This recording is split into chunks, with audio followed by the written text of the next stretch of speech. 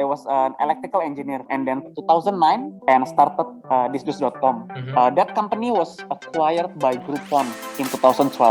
I exit that company and started Orami. The reason I started this business initially was because I saw a huge opportunity in this sector. Like I mentioned, we produce about 5 million babies every year, right? But when I first started this business, there is not any single website that are focusing on mom and baby space in Indonesia.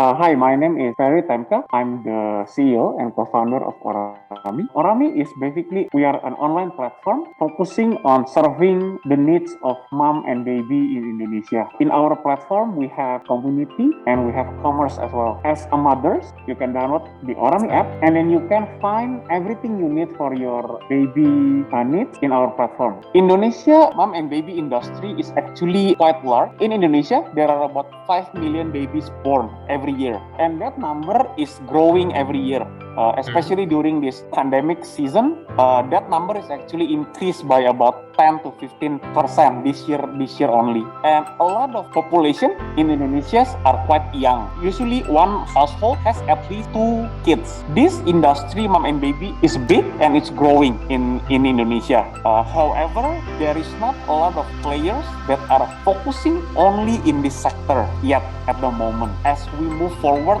to better economy of Indonesia, increase income level, the sector will just keep growing over time. I was working in Silicon Valley in SanDisk. I was an electrical engineer, and I worked in Silicon Valley for about 2.5 years, and then 2009 I come back to Indonesia and started thisdus.com. So when I first come back from the US, I didn't know much about investment world, venture capitals, right? We actually managed to get seed funding from East Venture. This was back in 2010. That was my first experience, fundraising. At the time, we didn't know about fundraising at all. Then East Venture approached us. That company was acquired by Groupon in 2012. I was the founder of the company. After the company got acquired, I exit that company and started Orami. The reason I started this business initially was because I saw a huge opportunity in this sector. Like I mentioned, we produce about 5 million babies every year, right? But when I first started this business, there is not any single website that are focusing on mom and baby space in Indonesia. So we thought that if we can dominate this sector, we believe that the upside is actually quite big for us. I used some of my exit to fund Orami at the beginning, and then after 1 year, we started to do a seed funding round. So I think there are a lot of difficulties. The first encounter we experienced was on the logistics side. So when I first started this company back in 2013, Indonesia e-commerce space is still at the very early stage. So there is not a lot of support on the logistics side for e-commerce company. One of the main challenge that we have is that baby products is quite bulky. So the logistic cost to deliver the goods to the customers is very expensive. In order to get around the high logistic cost, we needed to build our own logistic hub. So we built our own small warehouse, and we also built a small courier. We bought a few cars, and we also hired a few motorcycle courier to deliver the goods to the customers at a reasonable price. Otherwise, the logistic cost is just going to be too expensive for people to shop in our platform. Another issue is that the e-commerce acquiring customer is very expensive. So the only way we can do that is to build our own way to acquire customers. That's also the reason why we expand the business model to content and community.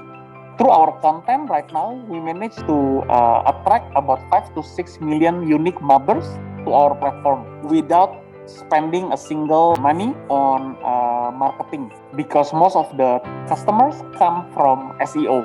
They come to our platform to read content, and then from there we try to attract them to shop in our platform. E-commerce will just keep growing, has been growing very rapidly. That there is going to be a shift of the way customers look for products and look for information.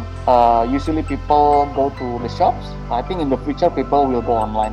Indonesia mom and baby industry is been quite old. So a lot of the products, a lot of the brands for mom and baby in Indonesia are still dominated a lot by big brands. They've been around in Indonesia for about 40 to 50 years. One of the reasons this happened is because Indonesia is an island country. So distribution nationwide is very difficult. So for the new brands or for the international brands to enter the Indonesia market, it is very difficult to distribute the products across the nation. The old brands have had this opportunity to build their distribution network for 40 to 50 years. So what we're trying to do is we're gonna try to build the distribution network for mom and baby products across Indonesia, across the nation. We're gonna build our offline stores. We also gonna work with the existing mom and baby stores that already in the space, and we try to digitalize these stores. The vision is that we wanna be a distribution channel for mom and baby products, and we're gonna try to attract international brands to enter Indonesia market as well through our distribution network. In that way, we believe that the customers can get access to a better quality product rather than they just they have a limited product selections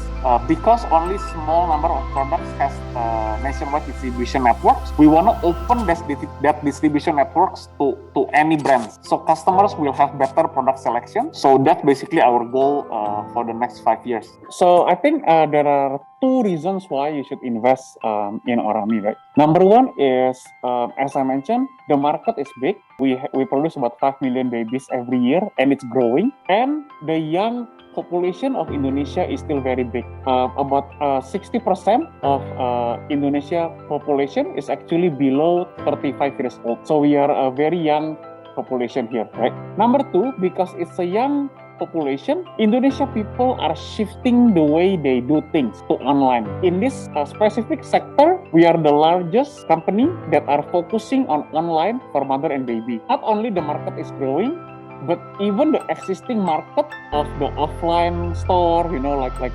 offline sales, will shift to online as well. We are positioned to be to already be the leader in the space. So I think one of the largest growth that happened to the company was last year, right? Because of the pandemic as well. Usually, we are growing about 2 times every year, almost 4x last year.